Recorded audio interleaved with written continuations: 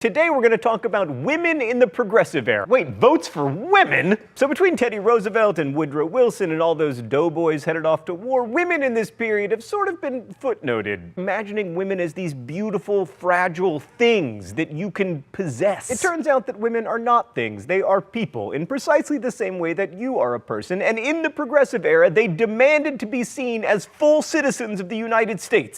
So it's tempting to limit ourselves to discussion of women getting the right to vote with the passage of the 19th Amendment, but if we focus too much on the constitutional history, we're going to miss a lot. Some historians refer to the 30 years between 1890 and 1920 as the women's era, because it was in that time that women started to have greater economic and political opportunities. Women were also aided by legal changes, like getting the right to own property, control their wages, and make contracts and wills. By 1900, almost 5 million women worked for wages, mainly in domestic service or light manufacturing, like the garment industry. Women in America were always vital contributors to the economy as producers and consumers, and they always worked, whether for wages or taking care of children and the home. And as someone who has recently returned from paternity leave, let me tell you, that ain't no joke. And American women were also active as reformers, since, America became a thing. And those reform movements brought women into state and national politics before the dawn of the Progressive Era. But probably women's greatest influence indeed came through their membership and leadership in the Women's Christian Temperance Union. The WCTU was founded in 1874, and by 1890 it had 150,000 members, making it the largest female organization in the United States. Under the leadership of Frances Willard, the WCTU embraced a broad reform agenda, like it included pushing for the right for women to vote. The feeling was that the best way to stop people from drinking was to pass local laws that made it harder to drink, and to do that, it would be very helpful if women could vote. In 1895, Willard boldly declared, "A wider freedom is coming to the women of America.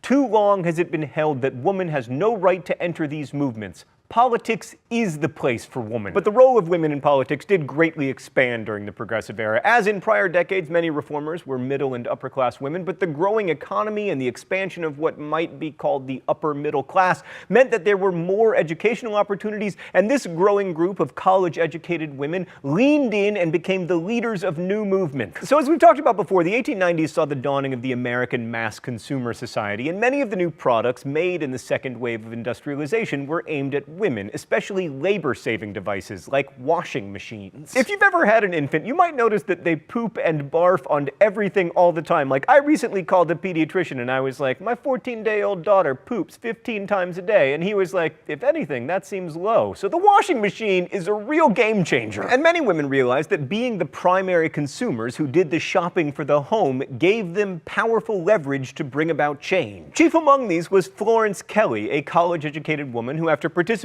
in a number of progressive reform causes, came to head the National Consumers League. The league sponsored boycotts and shaped consumption patterns, encouraging consumers to buy products that were made without child, or what we would now call sweatshop labor, which at the time was often just known as labor. And there was also a subtle shift in gender roles as more and more women worked outside the home. African American women continued to work primarily as domestic servants or in agriculture, and immigrant women mostly did low-paying factory labor. But for native-born white women, there were new opportunities, especially in office work. And this points to how technology created opportunities for women. Almost all the telephone operators in the US were women. By 1920, office workers and telephone operators made up 25% of the female workforce, while domestic servants were only 15%. A union leader named Abraham Bisno remarked that working gave immigrant women a sense of independence. They acquired the right to personality, something alien to the highly patriarchal family structures of the old country. Of course, this also meant that young women were often in conflict with their parents, as a job brought more freedom, money, and perhaps, if they were lucky, a room of one's own. The idea that having a job is valuable just for the independence that it brings and as a form of individual expression was pretty radical, as most women, and especially most men, were not comfortable with the idea that being a housewife was similar to being a servant to one's husband and children. But of course that changes when staying at home becomes one of many choices that states cannot deny people the right to vote because they are women, which isn't as interesting as the political organization and activity that led to its passage. All right, let's go to the thought bubble. The suffrage movement was extremely fragmented. There was a first wave of suffrage, exemplified by the women at Seneca Falls, and this metamorphosed into the National American Women's Suffrage Association, or NAWSA. Most of the leadership of NAWSA was made up of middle to upper class women, often involved in other progressive causes, who unfortunately sometimes represented the darker side of the suffrage movement, because these upper class progressives frequently used nativist arguments to make their claims for the right to vote. They argued that if the vote could be granted to ignorant immigrants, some of whom could barely speak English, then it should also be granted to native-born women.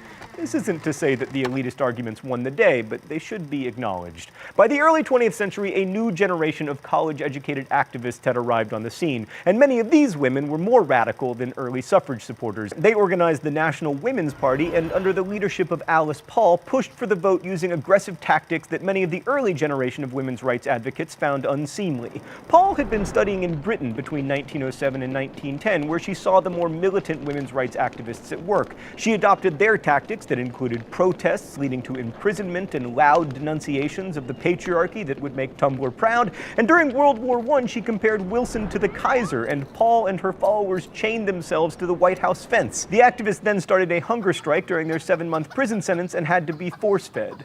Woodrow Wilson had half-heartedly endorsed women's suffrage in 1916, but the war split the movement further. Most suffrage organizations believed that wartime service would help women earn respect and equal rights, but other activists, like many progressives, opposed the war and regarded it as a potential threat to social reform. But in the end, the war did sort of end up helping the cause. Patriotic support of the war by women, especially their service working in wartime industries, convinced many that it was just wrong to deny them the right to vote. And the mistreatment of Alice Paul and other women in prison for their cause created outrage that further pushed the Wilson administration to support enfranchising women.